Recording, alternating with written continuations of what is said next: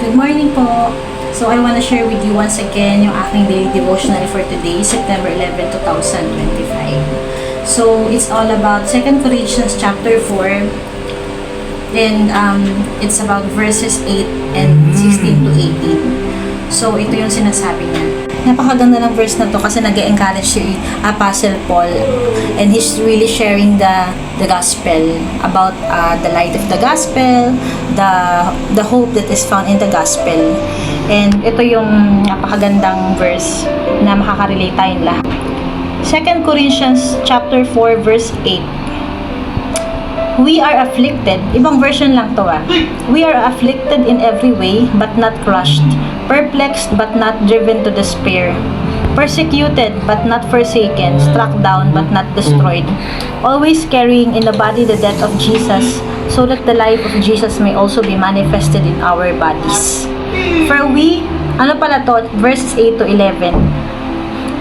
Verses 8 to 12, sorry. For we who live are always being given over to death for Jesus' sake, so that the life of Jesus also may be manifested in our mortal flesh.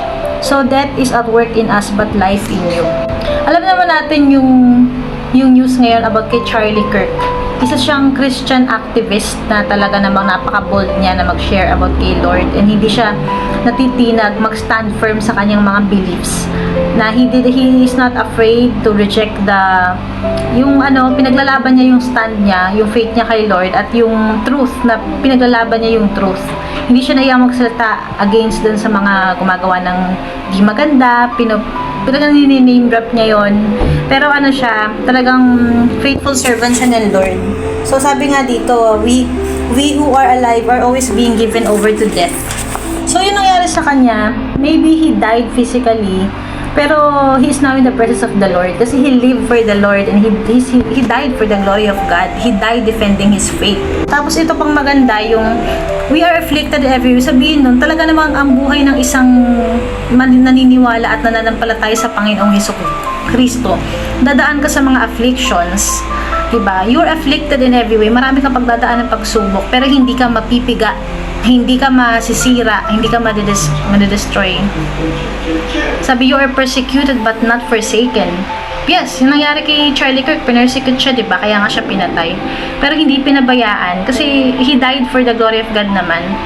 Kung sasabihin natin na he lost his life, but he died for the Lord, diba? Literally.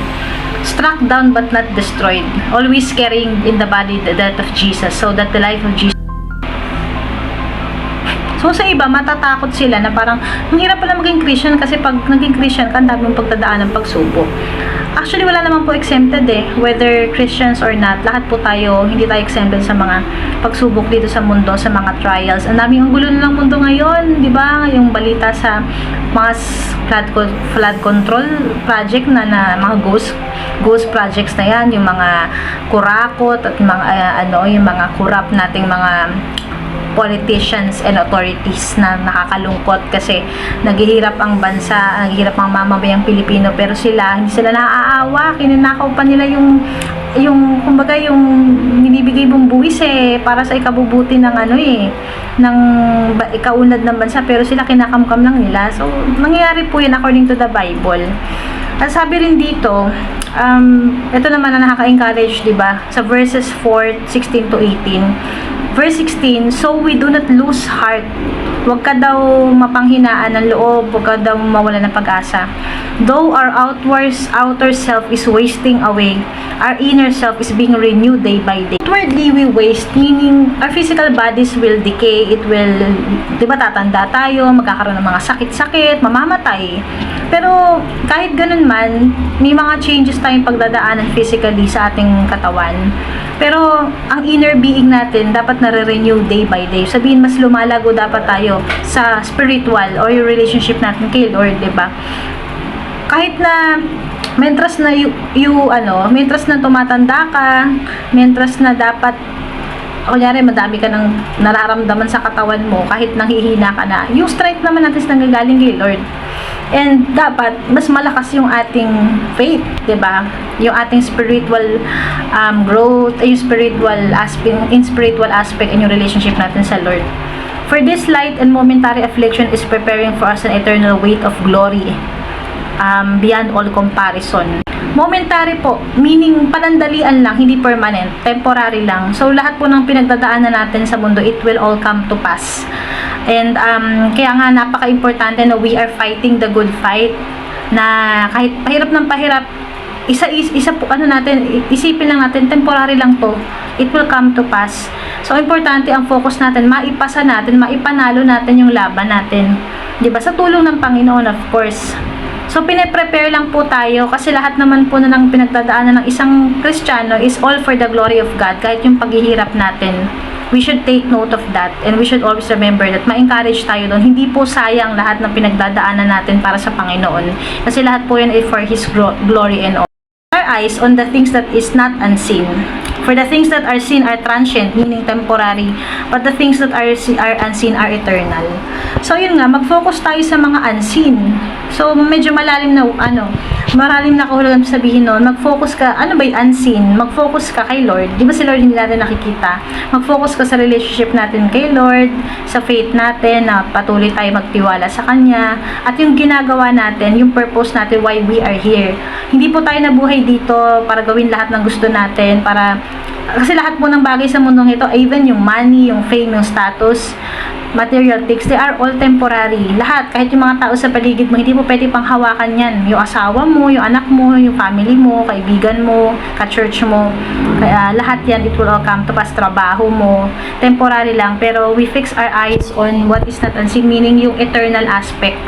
Doon tayo mag-focus what we can do for the Lord, how we can serve Him. Kahit na we are going through difficult circumstances, we should still thank Him, we should still praise Him. Madali pong sabihin to, kasi even me, na marami rin akong struggles, hindi po ako perfect ha, hindi ko po ito nasasabi because I'm perfection. Ako, dumadaan din ako sa mga bagyo, guys, maniwala kayo.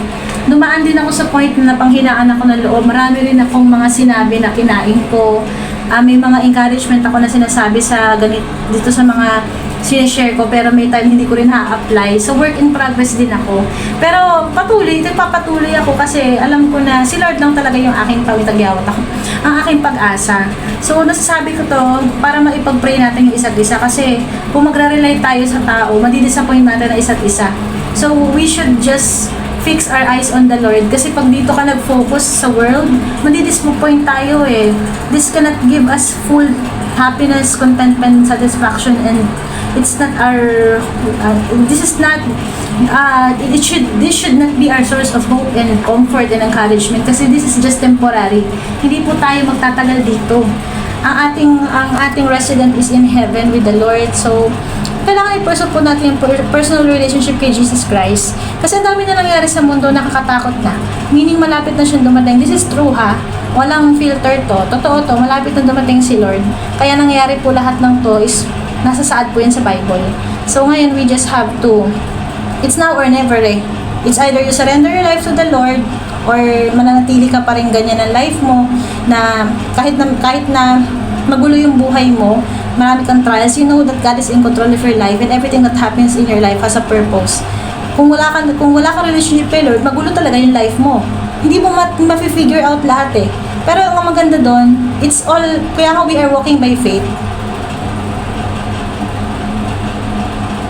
Ating pananampalataya, sabi nga sa 2 Corinthians 5 verse 7, we walk by faith, not by sight. Kasi may mga bagay po talagang hindi natin maintindihan, pero yun yung ating yun ang ating turning point to just surrender everything to the Lord and activate our faith. Kasi hindi natin ma-figure out lahat, we don't have it all together.